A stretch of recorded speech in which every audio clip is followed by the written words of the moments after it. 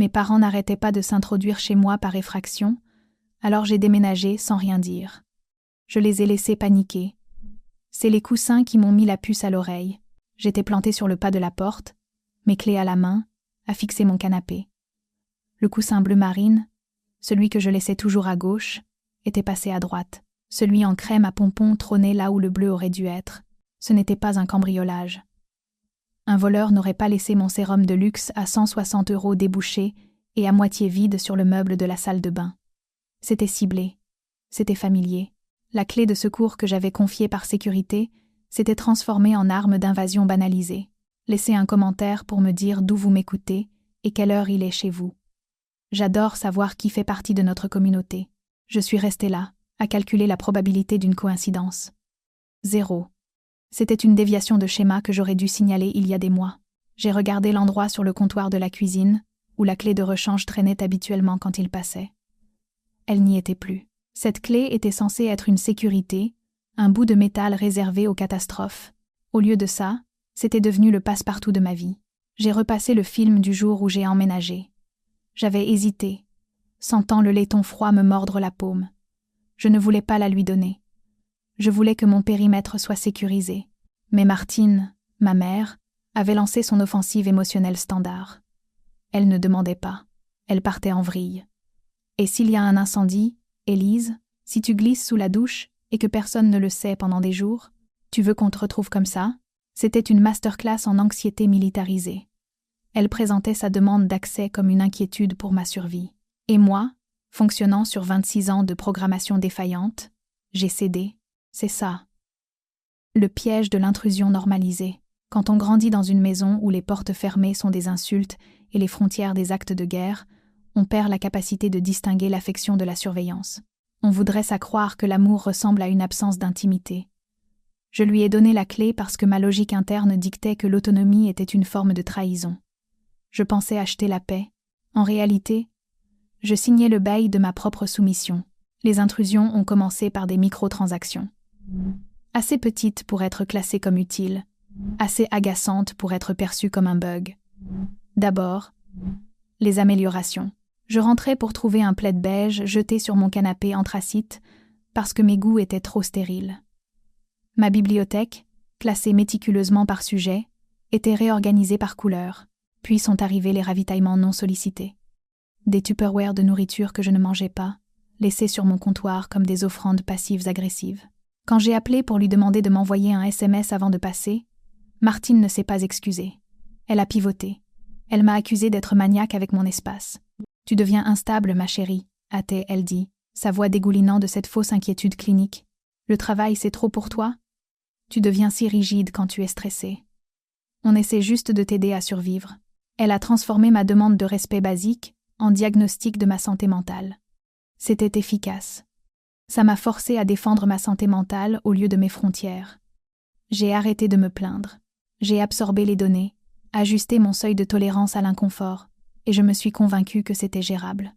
Je traitais leur présence comme un bug logiciel impossible à corriger, chiant, mais pas critique. Mais en regardant le meuble de ma salle de bain, ce sérum débouché qui coûtait plus cher que mes courses de la semaine, j'ai réalisé mon erreur. Je ne gérais pas un bug, j'ignorais un virus.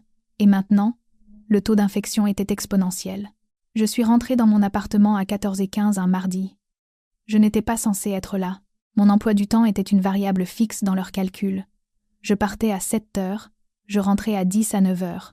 Mais une panne de serveur au cabinet nous avait tous renvoyés chez nous plus tôt, perturbant l'algorithme sur lequel ma famille s'appuyait. La première chose que j'ai enregistrée n'était pas le bruit, mais la lumière.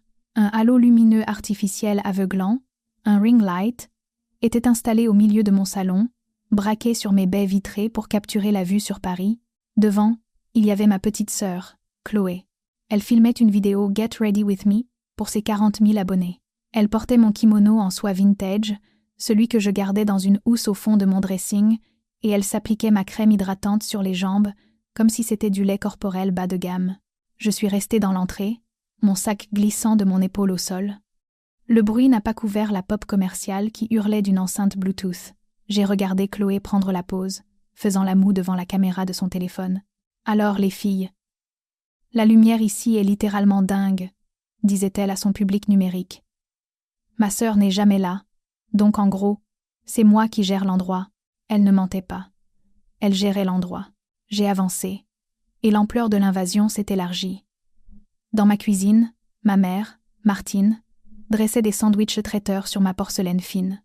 Mon père, Gérard, servait du thé glacé à ma tante Véronique, assise à mon bar comme si elle était une habituée au comptoir d'un bistrot.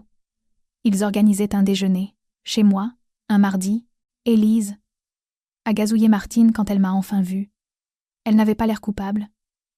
Elle avait l'air agacée. Comme une hôtesse dont l'événement est gâché par le personnel de service, tu rentres tôt.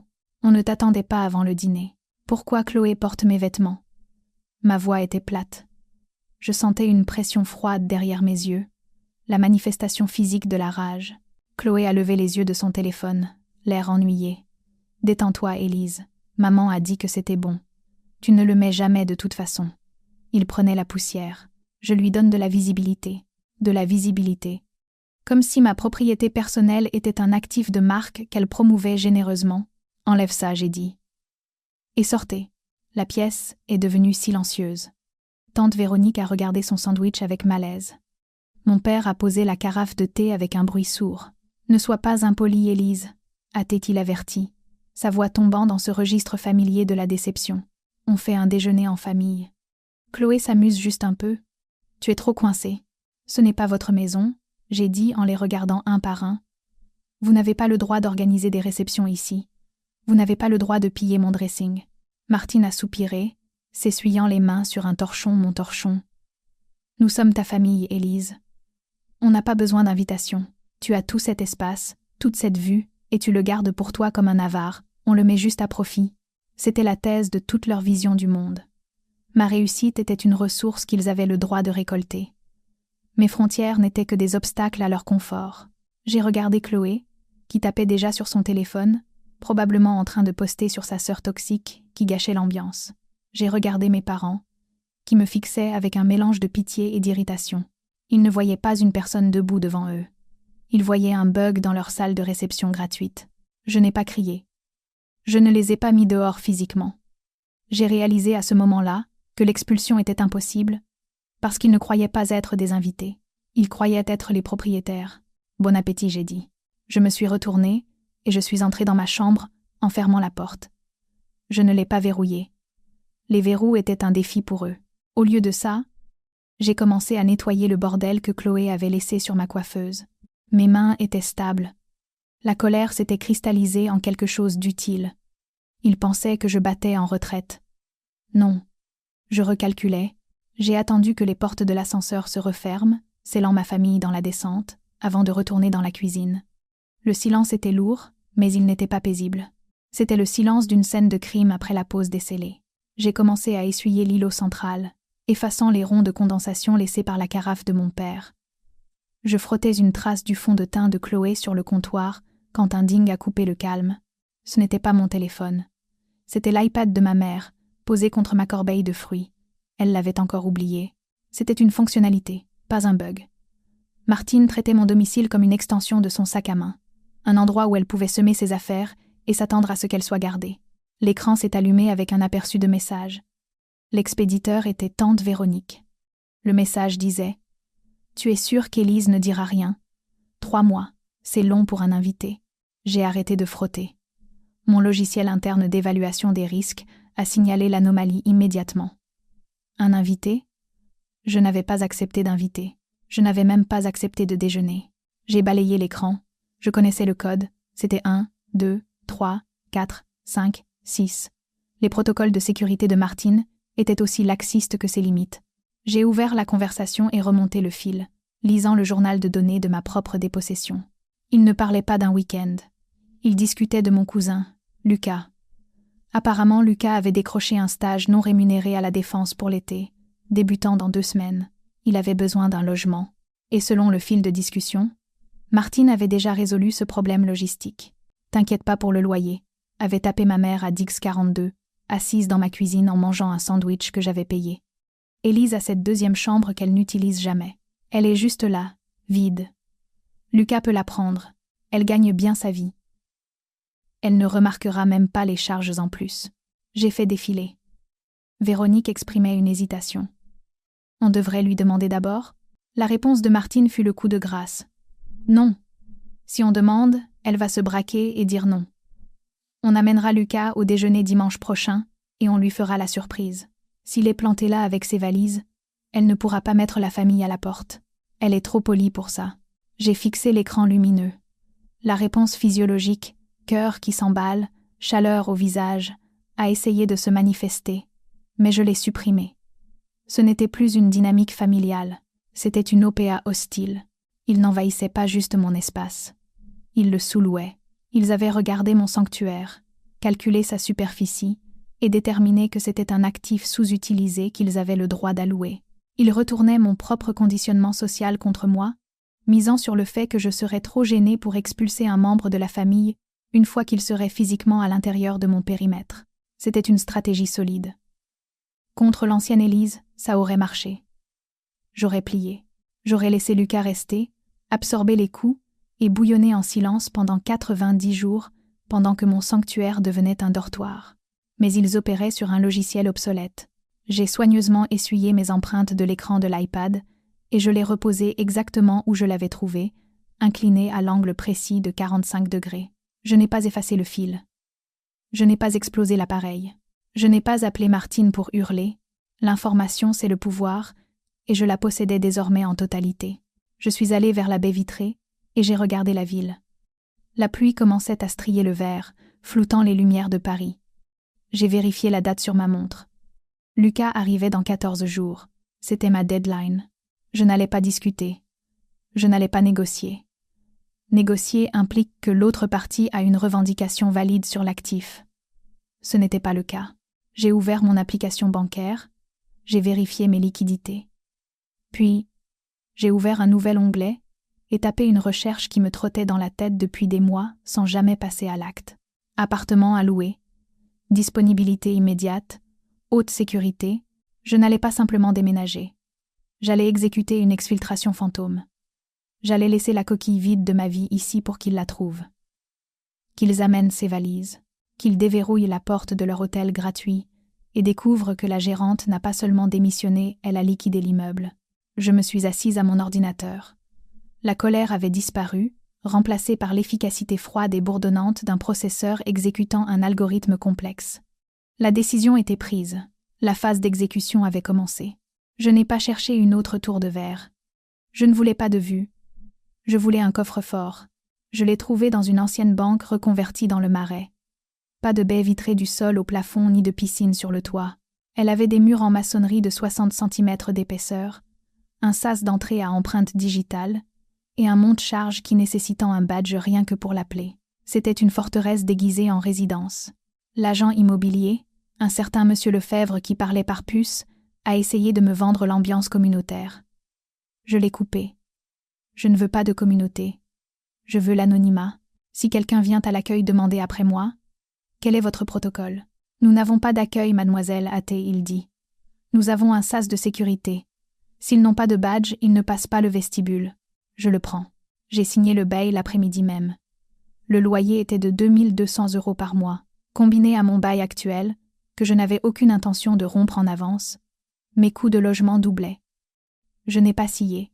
Je ne voyais pas cette dépense comme un loyer, mais comme une provision pour sécurité. Je payais pour le luxe d'un leurre. La migration a commencé immédiatement, mais elle devait être invisible. Je ne pouvais pas engager de déménageur.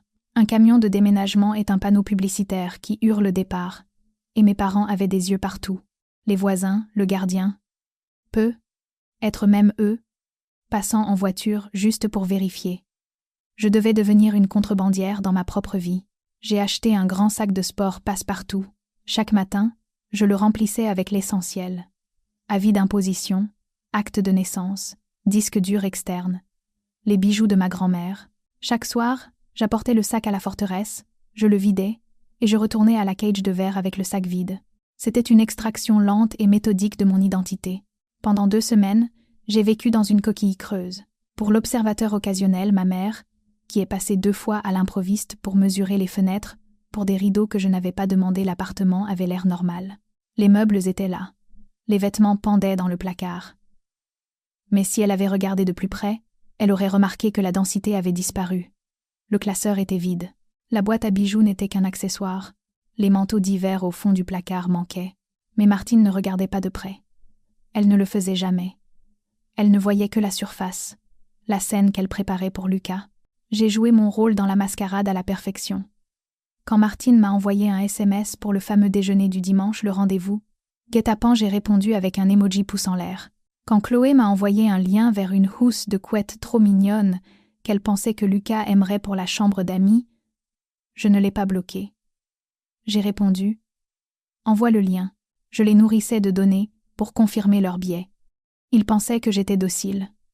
Ils pensaient que l'acquisition était terminée. Le mercredi avant l'arrivée de Lucas, j'ai planifié la purge finale.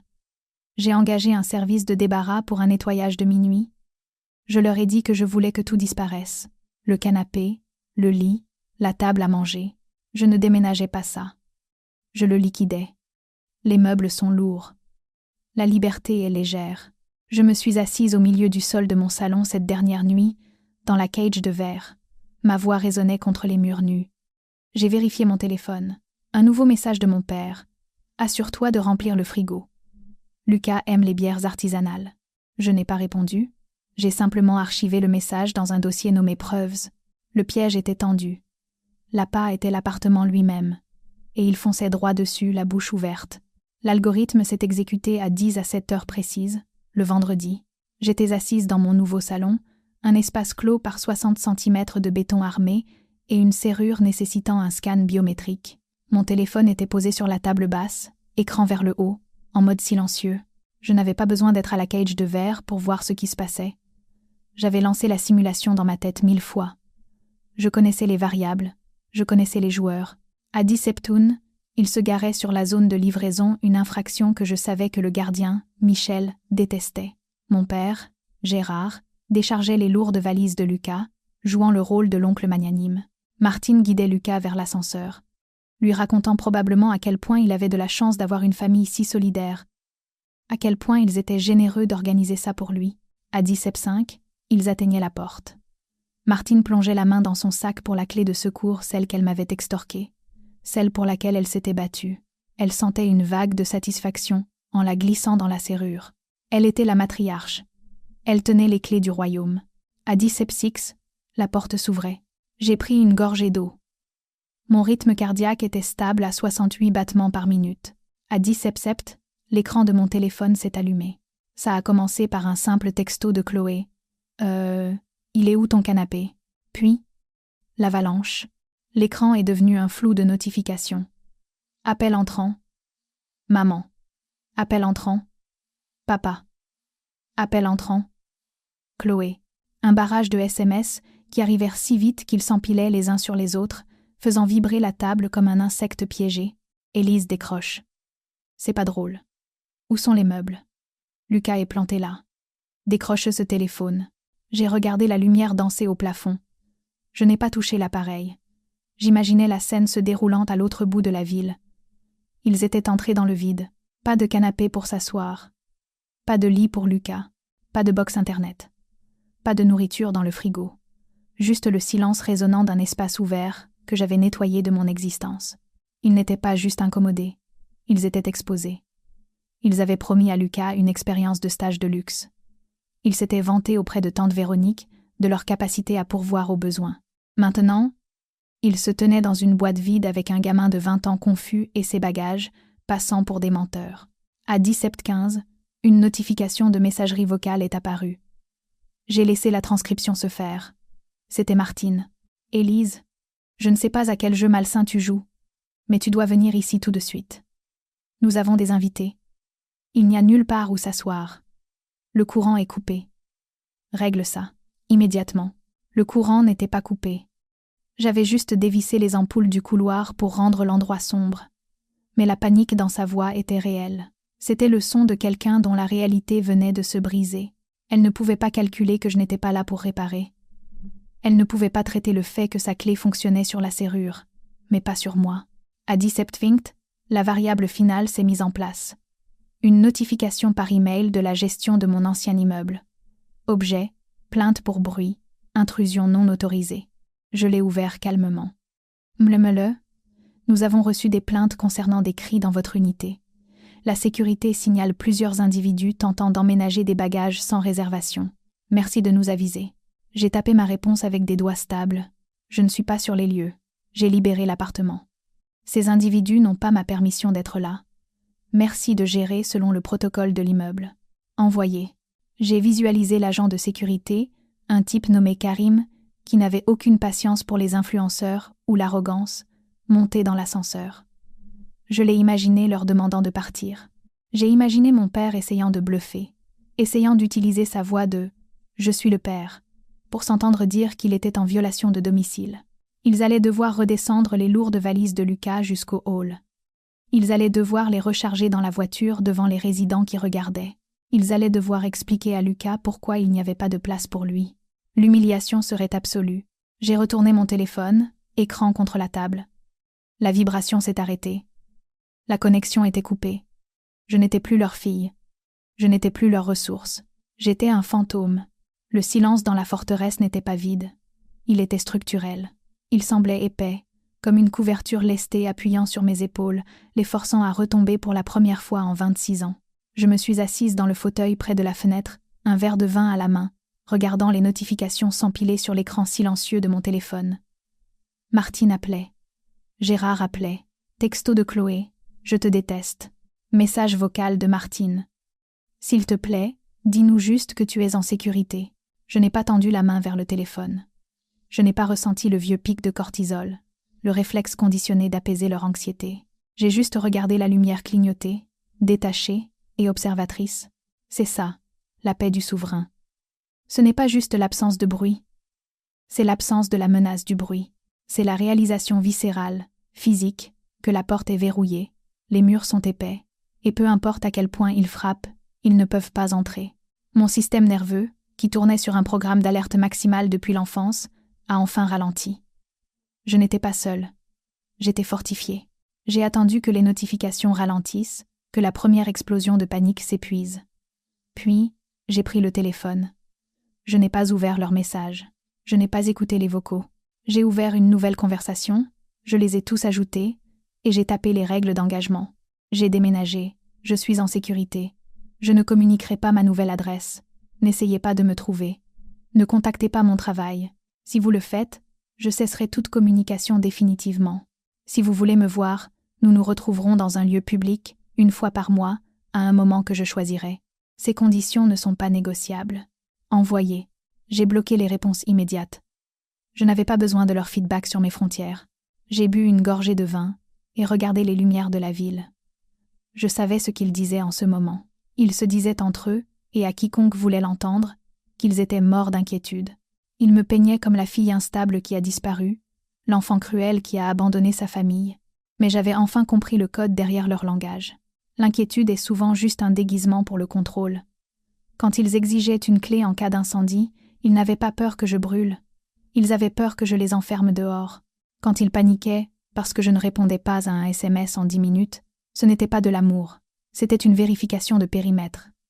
Ils ne pleuraient pas la perte de ma compagnie ce soir. Ils pleuraient la perte de leur accès. Ils paniquaient parce que l'actif s'était retiré du grand livre de comptes, et ils ne savaient pas comment fonctionner sans lui. Je n'étais plus leur fille. Je n'étais pas une ressource à récolter ou un espace à occuper. J'étais un État souverain avec mes propres frontières, mes propres lois, et pour la première fois, mes propres clés. J'ai éteint complètement le téléphone et je l'ai posé sur la table. L'écran est devenu noir. La pièce était calme. J'ai pris une inspiration, et elle est descendue jusqu'au fond de mes poumons. Si vous avez déjà dû changer les serrures de votre propre vie, juste pour respirer, partagez cette histoire.